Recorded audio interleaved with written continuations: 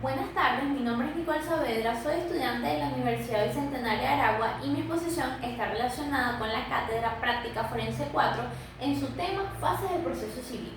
Las fases del proceso civil son todos aquellos procedimientos que se deben llevar a cabo de conformidad con lo establecido en la ley para que las partes que constituyen una controversia puedan lograr llegar a un acuerdo de forma pacífica, velando siempre por el cumplimiento de sus garantías constitucionales.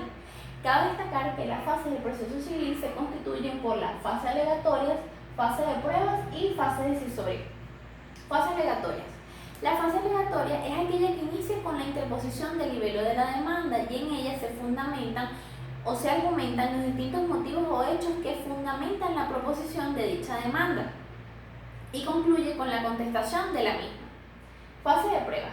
Esta fase permite garantizar que las partes que constituyen un proceso civil puedan ejercer su derecho de sustentar sus pretensiones por medio de la comprobación de los hechos, por lo que se requiere que las partes consignen sus escritos, informes, pruebas, presenten sus testigos, entre otros, para alegar frente al juez las razones que estén a su favor en el juicio.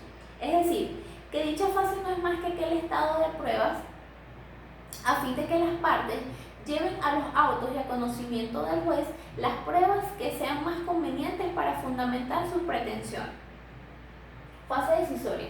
La fase decisoria es la tercera etapa del proceso civil y es aquí donde el juez va a analizar los hechos, valorar los medios probatorios y resolver los puntos controvertidos, pudiendo dar solución al conflicto entre las partes o eliminar la incertidumbre jurídica. Es decir, esta fase es de exclusiva competencia del juzgado y de la cual depende del conjunto de elementos que resultan de la fase anterior.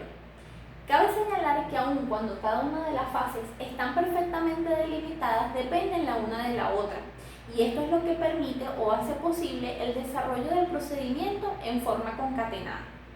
Dentro de este mismo contexto podemos hacer mención a otro concepto de la fase decisoria y tenemos que para el autor Guerrero, 1991, la terminación del proceso o la fase decisoria es el momento culminante o decisivo de la actividad probatoria.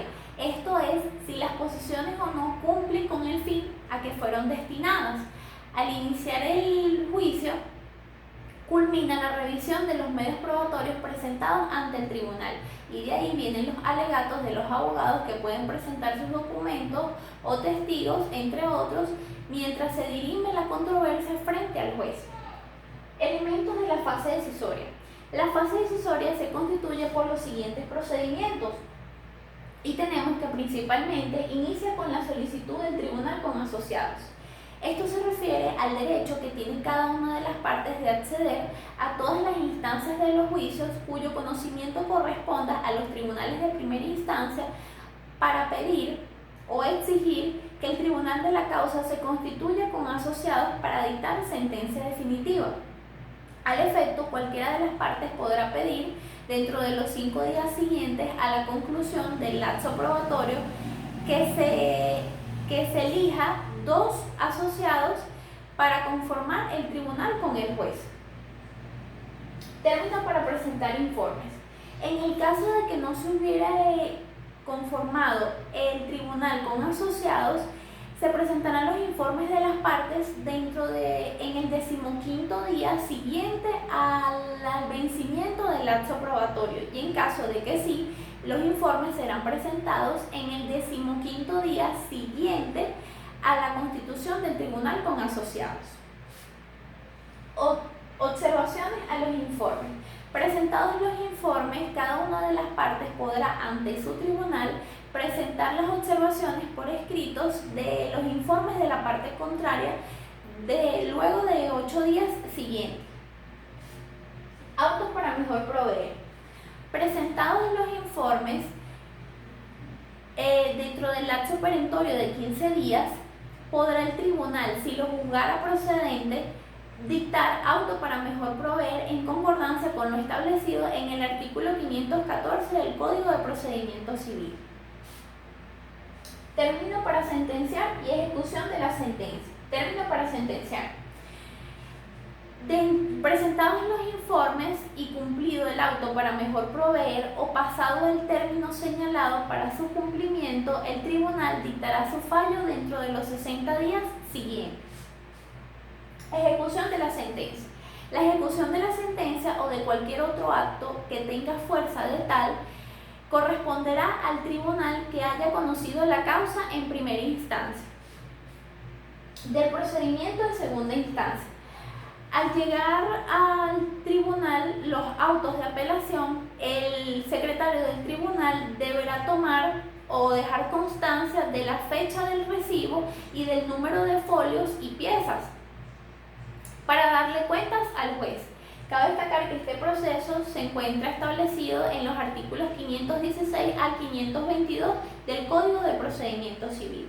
Dentro de este contexto también es importante señalar el concepto de la sentencia. Y decimos que la sentencia es aquella resolución de carácter obligatoria o de carácter jurídico que puede estar para un proceso tanto civil como penal. Y es decir, la sentencia es aquel acto que da por finalizado una controversia o un litigio. Asimismo, la sentencia debe de cumplir con unos requisitos que son de suma importancia y principalmente tenemos el encabezamiento que deberá indicar el tribunal que lo pronuncia, la identificación de los apoderados de las partes, el número de procedimiento y la fecha. Seguidamente, deberá indicar las peticiones de las partes que intervienen en el proceso, así como el conocimiento de lo realmente ocurrido en los hechos a conocimiento del juez y en cuanto a las observaciones de las pruebas existentes. Fundamentos de derecho.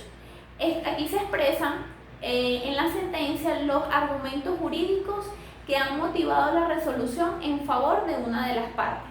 Y por último tenemos al fallo o la sentencia o a la dispositiva o fallo, que es la parte dictada por el juez. Muchas gracias por su atención.